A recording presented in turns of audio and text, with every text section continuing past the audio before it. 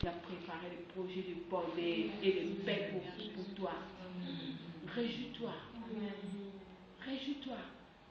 Parce que si tu es la parole de Dieu, tu vivras que la victoire dans ta vie.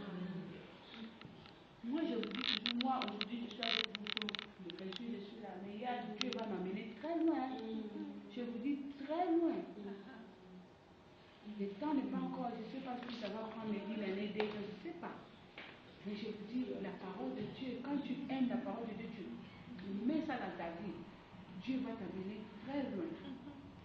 Nous allons regarder David jusqu'à cause de la parole de Dieu, il est devenu roi d'Israël. Amen. Il était devenu roi d'Israël. Si vous attendez, vous comprenez, si je lis l'histoire de David, on va vous dire que même son papa n'avait pas fait cas. Il ne pensait même pas que David pouvait devenir roi. Parce que lui, il était le 8e de la famille. Il y avait les 7 grands garçons costauds géants plus que lui. Mais Dieu avait choisi David, il a dit l'homme selon mon cœur. Amen. Amen. Si tu reçois la parole de Dieu et tu crois la parole de Dieu et tu marches avec la parole de Dieu, je te dis la victoire t'attend devant. Amen. Amen. La victoire est avec toi. Je vous dis, quand vous venez à Dieu, vous n'allez pas rester les mêmes personnes. Non, on ne reste pas les mêmes personnes. La vie change. Il faut que tu changes. Parce que je n'ai jamais vu la parole, comme j'ai déjà dit, comme la parole de Dieu n'est pas stérile, toi tu ne peux pas rester stérile. Alléluia. Comme la parole de Dieu ne peut pas les lier, ta vie aussi on ne peut pas les lier. Comme la sœur, il a dit, comme la parole de Dieu ne peut pas être prisonnier, donc on ne peut pas être prisonnier aussi par les diables. Amen. Dans toutes choses, il ne faut pas oublier la parole de Dieu dans votre vie. Alléluia. Est-ce que quelqu'un a entendu la parole de Dieu? Amen.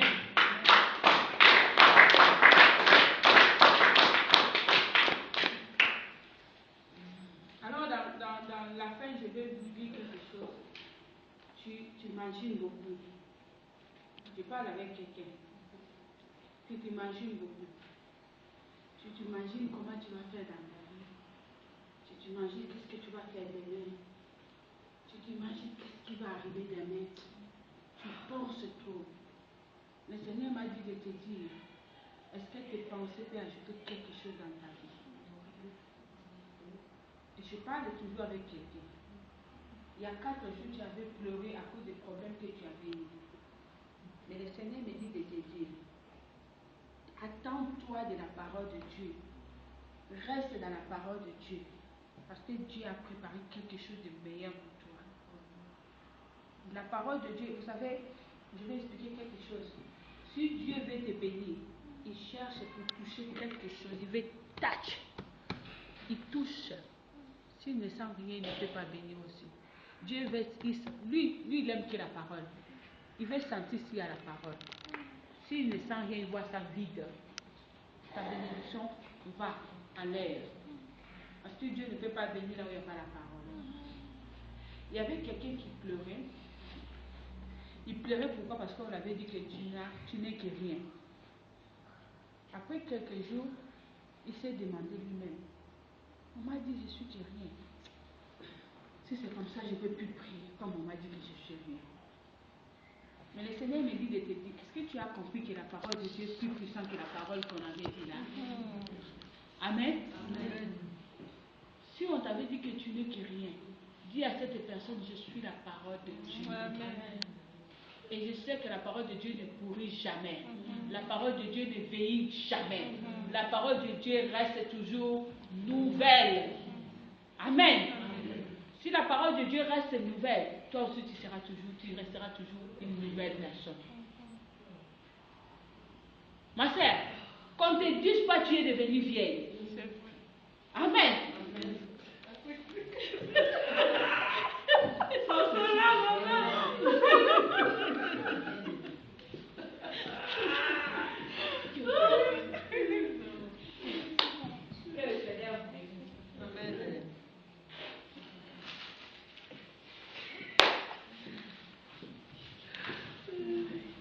Il y a quelque chose que je vais tu es vieille, il faut la dire. Si la parole de Dieu est vieille, là je deviens vieille.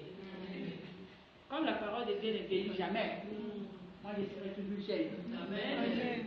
Si je comprends ce que je veux dire. Je veux parler un peu d'Abraham. Abraham, il était déjà vieux. La femme aussi était déjà vieille. Mais comme la parole de Dieu ne devient jamais vieille, Abraham, il avait eu l'enfant, la femme, elle avait aussi l'enfant. Amen. Écoutez, David, il avait dit, ta parole m'ira chérie. Moi, je dis toujours, Seigneur, moi, je veux rester toujours jeune. Je ne veux pas être vieille. Là, moi, toujours de ta parole. Alléluia. Amen. Je vais rester jeune. Cette année, maman, si on aura 40 ans. Ouais, mais 40 ans, mais on va piquer. Amen.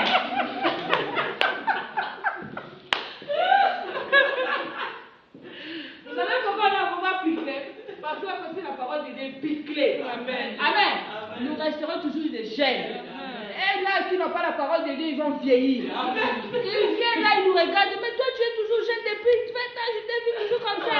Oui, la parole de Dieu ne peut pas vieillir. Amen. Moi, je reste toujours comme ça. Alléluia. Et une jeune fille ne peut pas prendre ton mari. Parce que moi aussi, je suis jeune. Parmi les jeunes, je suis là. Amen.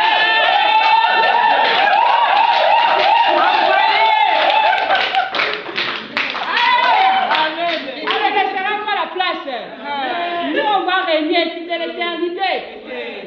On va régner parce que la parole de Dieu règne toujours. Amen. Je vais vous dire, Sarah, quand elle était partie avec son mari, dans un village, dans un pays, Sarah, la Bible nous dit qu'elle était déjà belle, mais elle était toujours belle. Jusqu'à ce que le roi de ce pays-là, il était tombé amoureux de Sarah. Et son mari ne voulait pas dire que, comme il savait que sa femme était trop belle, qu'est-ce qu'il a dit? Si on te demande, ne dis même pas que je suis ton mari, sinon on va me tuer. Amen. Papa et maman, c'est pas comme ça. C'est comme ça, oui. Il a dit, il ne faut même pas dire que je suis ton mari, sinon on va me tuer, tu es trop belle. Le roi, il a fait l'erreur, il a pris Sarah, il l'a mis dans sa maison. Chance, il n'avait pas touché. La nuit, le Seigneur lui dit, toi, tu veux toucher la femme de la parole de Dieu? Si tu touches la parole de Dieu, tu auras un grand problème. Dans tous ces pays-là, et tous ces pays, il y avait des hémorroïdes à cause de Sarah. Alléluia. À cause de Sarah. Parce qu'elle était tellement belle. Et le roi, il a fait attention, il n'a pas fait attention, il a dit, je vais prendre cette femme. Ils sont devenus, et tous ils ont eu des hémorroïdes. Je te dis, celui qui va toucher ton mari, il va avoir le hémorroïde.